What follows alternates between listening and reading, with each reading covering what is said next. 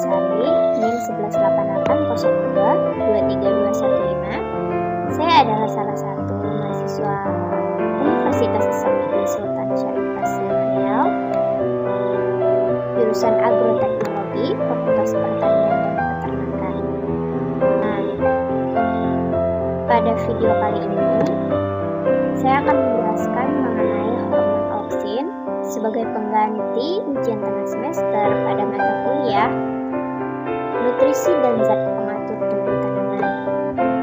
Nah, adapun sejarah hormon auksin sendiri yaitu pertama kali first one pada tahun 1893 sampai 1975 merupakan salah seorang mahasiswa pasca sarjana di salah satu universitas di negara Belanda yang berhasil menemukan suatu senyawa yang dalam tanaman, khususnya pada ujung dari suatu koleptil yang dapat menyebabkan terjadinya pembentukan pada suatu bagian tumbuhan. Senyawa ini dikenal dengan nama hormon auksin. Nah, auksin sendiri berasal dari kata auksin yang dalam bahasa Yunani berarti meningkatkan. Wen berhasil mengetahui aktivitas dari auksin melalui peristiwa pembengkokan koleptil yang dipicu oleh adanya pemanjangan pada sisi tumbuhan. Adapun pembengkokan batang tersebut dikenal dengan istilah fototropisme. Nah, berikut adalah gambar percobaan yang Wen lakukan. Yaitu yang pertama, pada bagian gambar A jelaskan bahwa pada ujung koleptil dari tanaman Avena sp dipotong, lalu dipindahkan ke bagian atas agar. Nah, pada ujung koleptil lainnya juga dipotong, dan potongan agar yang telah menyerap auksin dipindahkan pada sisi koleptil. Nah, ini dipindahkan pada sisi koleptil. Dan apa yang terjadi? Koleptil tersebut kemudian menyerap auksin yang berada di agar. Akibatnya, terjadi pembengkokan koleptil akibat dari pemanjangan di salah satu sisi koleptil. Nah, adapun sejarah singkat dari penemuan auksin, ternyata tidak hanya first one yang meneliti tentang hormon auksin. Ternyata pada tahun 1880, Darwin juga melakukan eksperimen untuk menemukan hormon auksin, dan dilanjutkan lagi oleh P. Boysen Jensen pada tahun 1913 yang berhasil menemukan fakta bahwa stimulasi pertumbuhan mampu melewati agar-agar tetapi tidak untuk bahan yang kedap air seperti mika. Dan pada tahun 1919 Apel juga meneliti mengenai hormon auksin, dan pada tahun 1926 Kurzweil menunjukkan bahwa perangsang pertumbuhan pada suatu tumbuhan berupa zat aktif. Zat aktif ini dapat berdifusi menjadi blok gelatin. Kemudian beliau juga melakukan analisis auksin dengan uji koleptil blending. Nah, selanjutnya yaitu pengertian hormon auksin. Auksin dapat ditemukan pada daerah meristem seperti ujung batang, ujung akar, kuncup bunga, dan juga di embrio biji. Auksin disintetis di rekat meristem pucuk di bagian pucuk batang dan jaringan muda tanaman. Nah, auksin disintetis di bagian ujung tanaman, yaitu khususnya pada tunas. Nah, meskipun auksin ditranslokasikan ke semua bagian tanaman, tetapi semua bagian mendapatkan jumlah auksin yang berbeda-beda. Kadar auksin yang berbeda-beda itu yang menyebabkan adanya perbedaan respon dari setiap bagian tumbuhan. Selanjutnya, umumnya auksin dapat memberi pengaruh pada interval konsentrasi 10 pangkat min 8 mol sampai 10 pangkat min 3. Konsentrasi auksin yang lebih tinggi justru dapat menjadi penghambat dalam proses. Nah, ada beberapa faktor yang dapat mempengaruhi kerja auksin, salah satunya yaitu cahaya matahari. Auksin pada tanaman yang terkena cahaya matahari akan mengalami kerusakan dan penghambatan kerja. Akibatnya, pertumbuhan tanaman akan menjadi lambat. Dan sebaliknya, jika tanaman yang tidak terkena cahaya matahari, maka maka oksidnya tidak akan terhambat dan tidak akan rusak, sehingga pertumbuhan tanaman tidak akan terganggu. Nah, ini merupakan eksperimen yang dilakukan oleh Foswet yang membuktikan bahwa pengaruh cahaya terhadap distribusi oksid. Nah, ini menghasilkan bahwa cahaya sangat mempengaruhi kerja oksid, dan cahaya yang paling berpengaruh adalah sinar nila. Nah, adapun macam-macam hormon oksid yang alami atau bisa kita temukan di dalam tumbuhan, yaitu ada IAA atau asam 4-klorohidroasetat.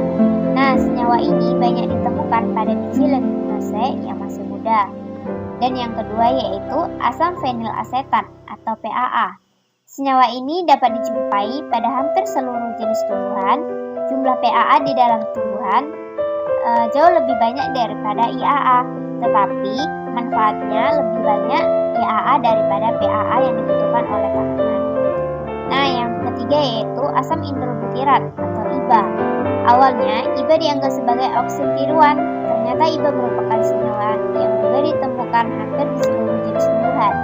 IBA banyak terdapat pada daun tanaman jagung atau zimais dan beberapa tanaman klorofil. Nah, ini merupakan contoh gambar struktur kimia oksid, yaitu ini merupakan contoh IAA, PAA, dan juga IBA.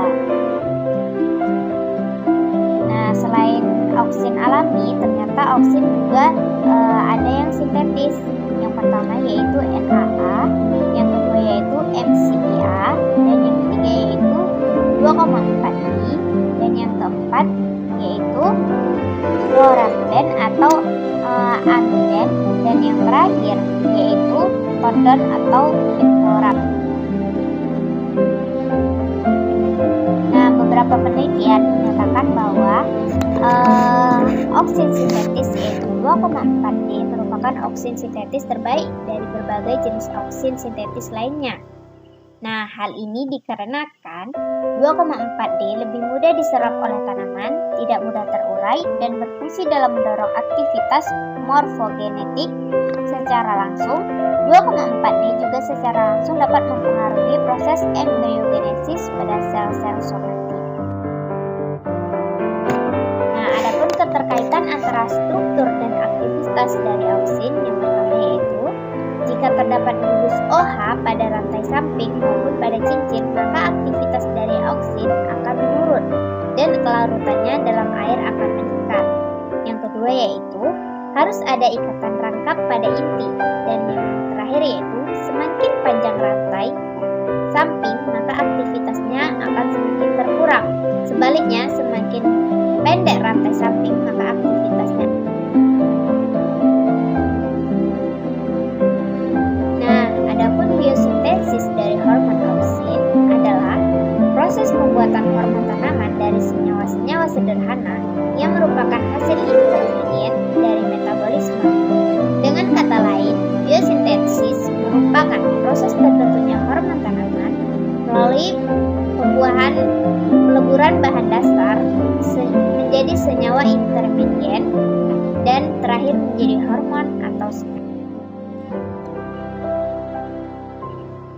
Nah, hal yang penting yang harus diketahui dalam proses biosintesis hormon tumbuhan yaitu nama atau jenis dari bahan dasar, bentuk senyawa intermediate, tempat sintesisnya, mekanisme atau proses reaksinya, dan mekanisme pengatur kadar atau konsentrasi.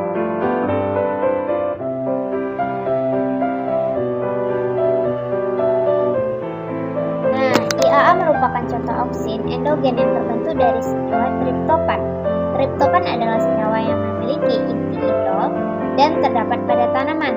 Triptofan akan berubah menjadi asam indol pirufat dan indol 3-asetaldehid, lalu menjadi IAA.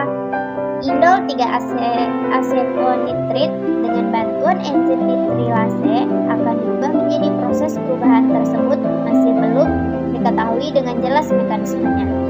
Proses IAA sendiri mengandung gula serta lemak. Selain itu, IAA memiliki sifat yang sangat peka terhadap enzim oksidase.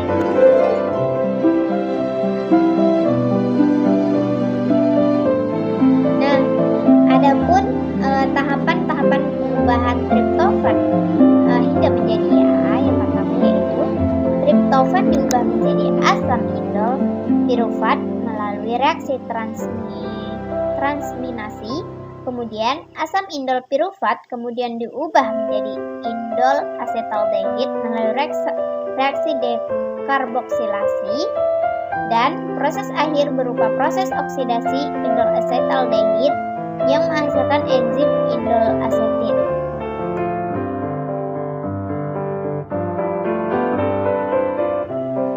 Berikut adalah fungsi dan aktivitas dari hormon auksin. Yang pertama yaitu memacu proses pemanjangan sel, dan yang kedua yaitu menghambat pembentukan tunas lateral sehingga mengakibatkan terjadinya dominasi apikal dan membentuk akar adventif, merangsang terbentuknya xilem dan floem oleh kamium, menghambat rontoknya buah dan merangsang pengguguran daun atau absisi, membantu proses pembentukan buah tanpa biji atau partenokarpi, mendorong terbentuknya serabut-serabut akar dan akar lateral sebagai herbisida, dan penyebab gerak pada tumbuhan yakni fototropisme dan geotropisme, dan yang terakhir yaitu absisi. Adapun faktor yang mempengaruhi kerja hormon auksin yaitu yang pertama cahaya. Kita ketahui bahwa cahaya sangat mempengaruhi kerja dari hormon auksin karena cahaya dapat merusak hormon auksin sehingga tidak dapat berfungsi sebagaimana mestinya. Yang kedua yaitu gaya berat.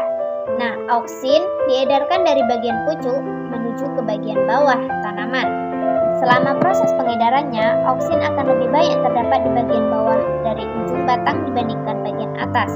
Hal ini disebabkan karena adanya gaya berat. Nah, ini merupakan contoh skema dari pengaruh gaya berat terhadap distribusi auksin, yang mana menghasilkan bahwa gaya berat atau gravitasi sangat berpengaruh terhadap distribusi auksin. Nah, kemudian faktor yang terakhir yang mempengaruhi kerja auksin yaitu kadar atau konsentrasi auksin. Auksin dapat bekerja secara efektif pada konsentrasi tertentu. Konsentrasi atau kadar auksin yang tinggi dapat menghambat pertumbuhan pada sel-sel akar, tetapi dapat meningkatkan pengembangan.